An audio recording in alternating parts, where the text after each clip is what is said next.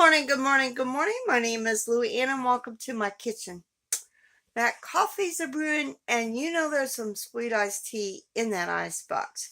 Well, today I am making another recipe out of our community cookbook for the month of August. So I'm making lazy lasagna. Yep, that's right, lazy lasagna. So let's turn the camera around and let me show you what you need. And plus, let me show you how to make lazy lasagna. So the first thing we need to do is in a large saucepan, we need to brown our ground beef and a cup of chopped onion and 3 cloves of garlic.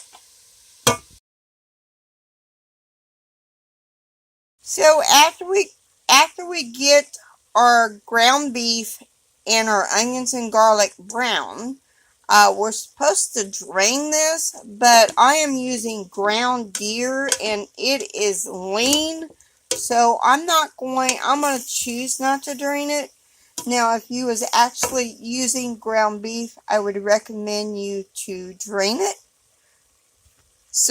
I know it's not completely brown, but we're going to get this browned before we are creating our sauce. And I am substituting an ingredient, well, 2 ingredients, actually, one for the sauce and one for the cheese. So, stay tuned for those substitutions. So before this gets brown, I'm going to add my seasonings, oregano and parsley, and of course salt and pepper. And I'm going to let this brown a little bit before we go ahead and add our other ingredients. Kind of get some on that. So, and we're going to add some Worcester sauce.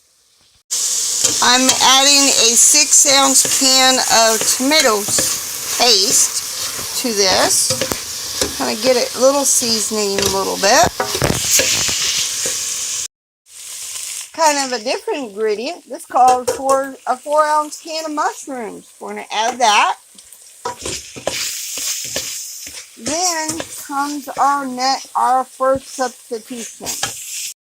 I am adding 4 cups of tomato sauce because I don't have V8 beef on my shelf. So we're going to cook this and stir this for 30 minutes.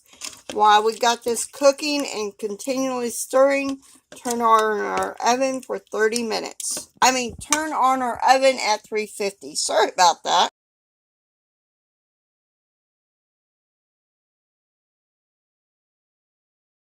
So I put noodles, I put the meat sauce, then I put the cheese, Parmesan, and mozzarella, added some cottage cheese. You layer it up with the meat sauce, the cheeses, and then you go ahead and put aluminum foil over it and you bake it for 30 minutes with aluminum foil on top.